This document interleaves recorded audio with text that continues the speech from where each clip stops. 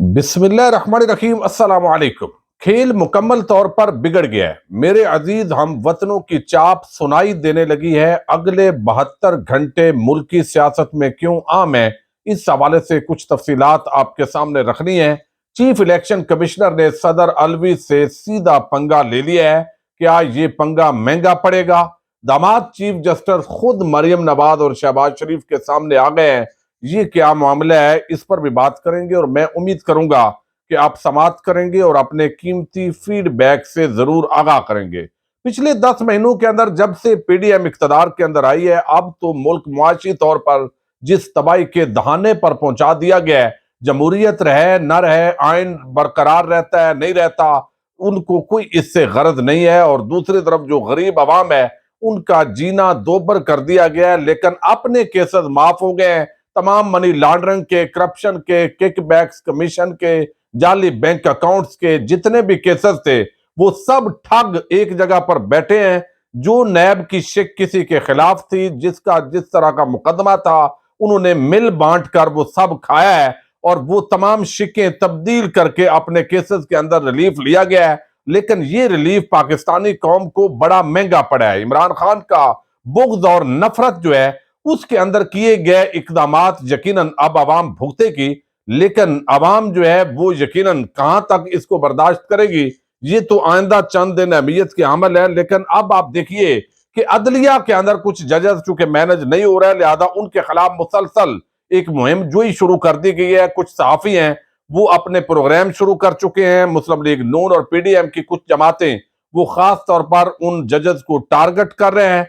चूंकि ये इस वक्त जितना भी आइन शिकनी का एजेंडा है, जितना भी इलेक्शन के अंदर ताखीर का एजेंडा है, उसके अंदर अदलिया एक बहुत बड़ी रुकावट बनी हुई है। आप खुद अंदाजा कीजिए, चंद हफ्ते पहले इमरान खान साहब ने इस तरह का एक इंटरव्यू दिया जिसमें उन्होंने बताया कि जिस तबाही के दहाने पर इस मुल्क को पहुंचाया गया है, अब आगे जो है वो एटमी असासों पर भी कंप्रोमाइज करना पड़ सकता है। आपको आलमी बरादरी जो कहेगी आपको मानना पड़ सकता है। लेकिन उस वक्त जो है वो लीगी अरस्तू कहते थे कि डिफॉल्ट की बातें करने वाला पाकिस्तान का दुश्मन है। लेकिन कल खुद जो है वो वजीर दिफा ने कहा कि पाकिस्तान डिफॉल्ट हो नहीं रहा बल्कि हो चुका है। तो क्या ख्वाजा आसिफ को किसी ने मुल्क दुश्मन करार दिया है या अभी तक उसका कोई रद्द आया है?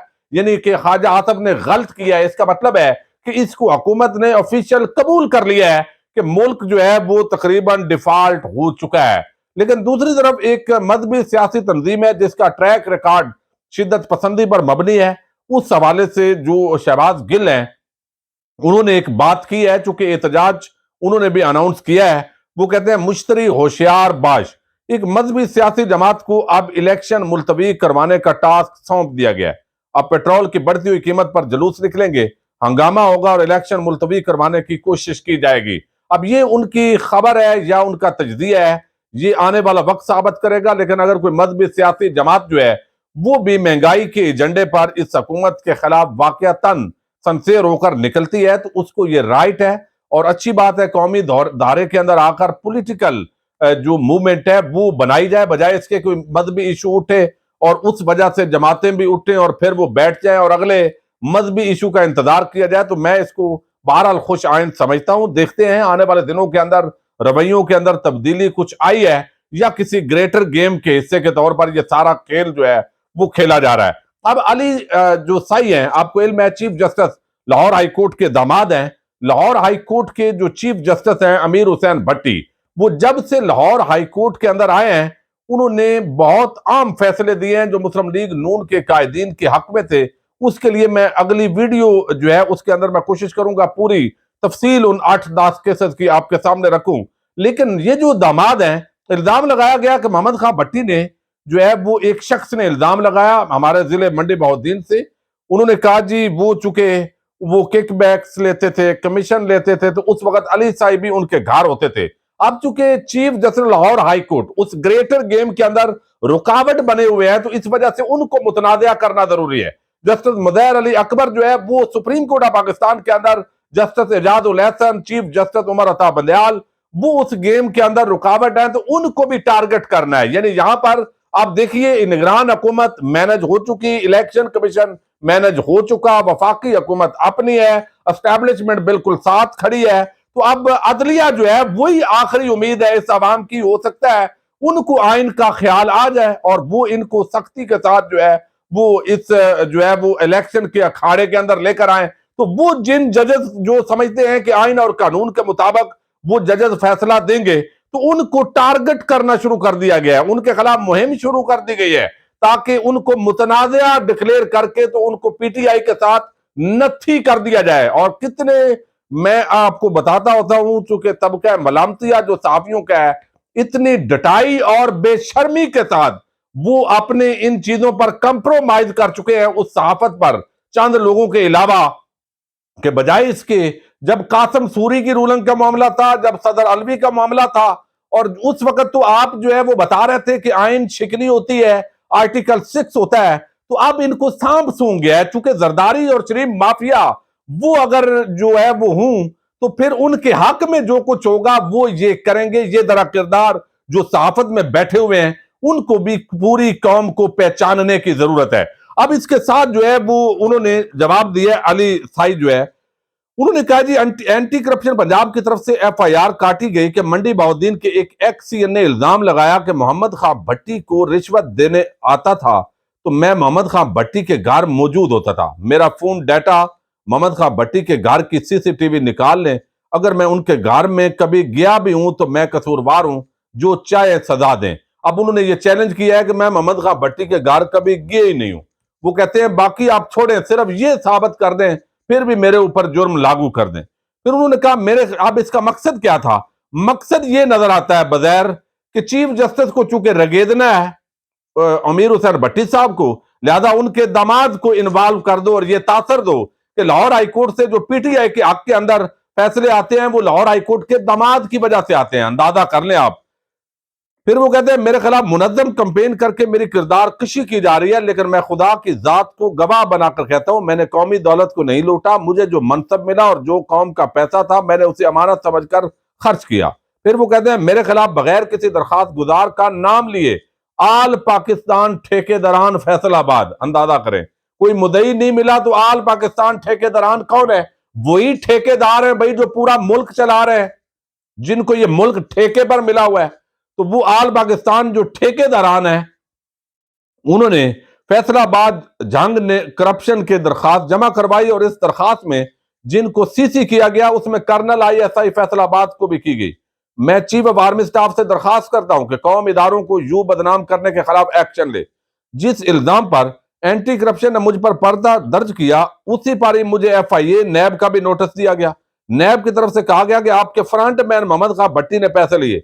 ये दावा तो बस मोहम्मद खां भट्टी कर सकते हैं और वो 10 दिन से अगवा है, फिर नैब को कैसे इल्हाम हुआ कि वो मेरा फ्रंट मैन है? अब ये सारे उन्होंने कहा कि ये झूठे इल्जाम है और अगर मेरा मोहम्मद खां भट्टी के साथ कोई लिंक भी साबित कर दें तो फिर भी जो है वो मेरे ऊपर जो मर्जी आप लगाएं। अब आपको इल्म है कि चीफ इलेक्शन कमिश्नर, बड़ी आम जो है इस वक्त डेवलपमेंट है, मैं बड़ी आम बात आपसे करने लगा हूं। अब उन्होंने, आपने देखा कि सदर जो है उन्होंने एक खत लिखा चीफ इलेक्शन कमिश्नर को, उसका पहले भी जवाब नहीं दिया गया। यानी चीफ इलेक्शन कमिश्नर बड़ा ताकतवर आदमी है आजकल, यानी जिसका काम सिर्फ इलेक्शन करवाना है और कौम की तनख्वाहें ये बंदे ले रहे हैं, ये मराहत ले रहे हैं, ये पेट्रोल जो है वो यूज कर रहे हैं, ये इनको रहायशें मिली हुई है सरकारी, सिर्फ एक काम के लिए कि आपने इलेक्शन करवाना है, और वो इलेक्शन नहीं करवा रहा। आखिर उसकी अपनी तो इतनी ताकत नहीं है, इलेक्शन कमिश्नर का ओहदा कोई इतना ताकतवर तो नहीं है, वो तो सिर्फ इलेक्शन की हद तक है। तो पीछे उसकी ताकत कौन है जो उसके अंदर इतनी तेज किस्म की रूह जो है वो उसके अंदर डाली गई है? अब जो है वो सदर अलवी ने कहा कि आप इंतहाई बेहिसी का मुजाहरा कर रहे हैं, तो इस पर उनको बड़ी टेंशन हुई। अब जो है उन्होंने आज एक जवाब भेजा है सदर ममलकत को, अंदाजा करें उन्होंने मुशावरत के लिए बुलाया है पाकिस्तान का सबसे बड़ा आईनी ओहदा। एक तरफ जो ख्वाजा अपना आसिफ है वो कह रहे हैं कि सदर औकात में रहे, अंदाजा कर लें आप मुल्क कहां पहुंचा दिया है, और अभी भी औकात ये दूसरों को बता रहे हैं। आप अपनी औकात देखें ना भाई, आप पूरी पाकिस्तानी कौम को आपने जिस महंगाई के गड़े में धकेला है तो वो आप नहीं देख रहे। अब उन्होंने कहा कि खत का जो जवाब है उसके अंदर कमीशन ने खत दिया कि ऐवान सदर को मसूल हुआ और खत सेक्रेटरी इलेक्शन कमीशन की जानब से सेक्रेटरी ऐवान सदर के नाम लिखा गया है। खत में कहा गया कि इलेक्शन कमीशन ने सूबों के इंतखाबात से मुतल्लिक ऐवान सदर को मुशावरती अमल का हिस्सा बनाने से मादरत किया और लिखा है कि आइन के आर्टिकल 105 के तहत तहलील शुदा असम्बली के इंतखाबात की तारीख गवर्नर दे सकता है। उन्होंने कहा जी हमारे पास कोई अख्तियार नहीं है, हम गवर्नर से मुशावरत कर रहे हैं, मामला चूंकि लाहौर हाई कोर्ट और बाकी अदालतों में पेंडिंग है, तो इस वजह से आपके साथ हमारा यह मुशावरत करना बनता नहीं है। हमने इंट्रा कोर्ट अपील भी दायर की हुई है। तो इस तरह का खाता खोल के उन्होंने कहा जी आपसे हमारी मुशावरत नहीं बनती। लेकिन कल जो सदर ने इजलास तलब किया है, अब उसके अंदर जो उन्होंने शरीक होना है, तो वो इलेक्शन कमीशन के अंदर कल इजलास होगा, उसके अंदर वो फैसला करेंगे कि सदर साहब के पास जाना है या नहीं जाना। यानी आप जहां जहां भी देखेंगे इलेक्शन लफ्ज से इनको चिढ़ हो गई है। ये कहते नहीं थे महंगाई मुकाओ, हम मार्च कर रहे हैं सारे। अब यहां पर जो सूरत हाल डेवलप हो गई है वो बड़ी खतरनाक है और ये इस वक्त आम डिस्कशन हो रही है। वो ये कि थोड़ा चंद हफ्ते पहले या आप 2-3 महीने पहले कह लें, शब्बर जैदी ने भी बात की, औरों ने भी बात की टेक्नोक्रेट सेटअप की। अब संजीदगी के साथ बड़े बाखबर जो लोग हैं वो ये समझते हैं कि टेक्नोक्रेट सेटअप की तरफ मामलात बढ़ रहे हैं और कुछ मुलाकातें भी हुई हैं, पिंडी में भी और इस्लामाबाद के अंदर भी मुलाकातें हुई हैं। टेक्नोक्रेट सेटअप पर यह पूरा माहौल बन रहा है। इलेक्शन यानी जिस तरफ यह माहौल को ले जाया जा रहा है, आप यूं समझिए कि या तो ये सियासतदान इस्तेमाल हो रहे हैं या जानबूझकर ये अपने गले से पहले ये पहला मार्शल लॉ होगा अगर हुआ, या ये टेक्नोक्रेट सेटअप जो भी इसको आप उन्वान देंगे, टेक्नोक्रेट सेटअप जो है वो भी असल में मार्शल लॉ की ही एक शक्ल होगी, क्योंकि वो सिर्फ एस्टैब्लिशमेंट उसके पीछे खड़ी होगी। अब ये जो जमातें हैं ये अपनी क्रेडिबिलिटी चूंकि खो चुकी है और ये चाहेंगी कि ये हार जो है, हम तो अपने केसेस माफ करवाने आए थे, लिहाजा ये अब जो टोकरा है ये आप लें जनाब, हम रख रहे हैं। चूंकि हमारे से डिमांड जिस तरह वो अपने निजी महफिलों के अंदर कहते हैं कि डिमांड ये हुई थी कि इमरान खान पक्का आ जाएगा, लिहाजा इसको हटाना है, उसके बदले में केसेस माफ करवाए, अवाम जाए बाढ़ के अंदर। इनको क्या हैसियत है? उनको पता है अवाम के अंदर बड़ा तबका है जिसने फिर भी हमारे ऊपर एतमाद करना है, बेहिसी की इंतहा है। अब यहां जो है वो इस पूरे मामले के अंदर जो है वो मामलात बढ़ रहे हैं मार्शल लॉ की तरफ। खा उसको टेक्नोक्रेट सेटअप का नाम दें, खा उसको इमरजेंसी का उन्वान दें या मार्शल लॉ का उन्वान दें, इसके आगे हालात उस तरफ नहीं बढ़ रहे। यानी ये मैं असल में यानी बहुत ही जो है वो क्रेडिबल सोर्सेज जो है उनके साथ इस वक्त मशवरे जारी हैं, बातचीत हो रही है, क्योंकि आगे जेल भरो तहरीक अगले 72 घंटे के अंदर इमरान खान शुरू करने जा रहे हैं और उसके अंदर बेशक अलामती तौर पर चंद 100 लोग रोजाना गिरफ्तारी देंगे, लेकिन इंटरनेशनल मीडिया और पूरी दुनिया जो है इसको वॉच कर रही है। दूसरी तरफ जो है अगले 72 घंटों के अंदर सुप्रीम कोर्ट ऑफ पाकिस्तान उससे अगर बड़ी खबर आ सकती है, जिस तरह सदर को जवाब मिल चुका और 90 दिन के अंदर इलेक्शन अगर नहीं होते तो यह आइन छिकनी है। तो अब या तो इस इलेक्शन के अखाड़े के अंदर जबरदस्ती अदलिया खींच कर लाएगी, या फिर ऐसे लगता है कि जो महंगाई आई है और जो आगे सूरत हाल डेवलप हो रही है उसके अंदर तेजी के साथ अजीज हम वतनों यानी सियासतदान नाकाम हो गए हैं, आपस में बैठे नहीं है, आपस में मसले हल नहीं कर सके, मुल्क दिवालिया हो चुका है, ये इस सूरत हाल के अंदर कोई और चारा नहीं है। तो इस वक्त ये वैध मार्शल लॉ होगा जिसको फजलुर रहमान, नवाज शरीफ, जरदारी इन सब की खामोश हमायत हासिल होगी। यानी वो शुक्र करेंगे जो भी है, बेशक बगैर इसकी मुखालफत भी करेंगे अल्फाज के अंदर, चूंकि जमहूरियत दुश्मनी तो कर चुके हैं, मजीद वो अपने ऊपर टैग लेकर वो इसको सपोर्ट करेंगे। तो हालात इस वक्त जो है वो इस तरफ बढ़ रहे हैं। सुप्रीम कोर्ट ऑफ पाकिस्तान और चीफ जस्टिस उमर अता बंदयाल उन्होंने अभी तक सो मोटो इस पर एक्शन नहीं लिया और अगले 72 घंटे के अंदर जेल भरो तहरीक भी शुरू हो रही है और साथ ही सुप्रीम कोर्ट ऑफ पाकिस्तान जो है अब इन हालात से जमहूरियत को और आइन को बचा सकती है, वरना ये हुकूमत जो है इसके तो हाथ खड़े हो चुके हैं और आपस में चूंकि बैठने की कोई पोजीशन है नहीं, तो अब ये एक रास्ता है और इस रास्ते पर संजीदगी के साथ जराए दावा कर रहे हैं, बड़े क्रेडिबल जराए, कि इस पर मुशावरत हो रही है। मैंने आपको बताया है उन्वान जो भी होगा वो आईनी तौर पर जो भी शिकें अदलिया कैसे होता है, लेकिन इसके अलावा कोई बगैर हाल नहीं है, या तो इलेक्शन करवाने हैं या इलेक्शन नहीं करवाने। अगर इलेक्शन नहीं करवाने तो फिर हालात जो है वो खराबी की तरफ बढ़ रहे हैं। और इसी तरफ अजीज हम वतनों, इजाजत दीजिए, अल्लाह हाफिज।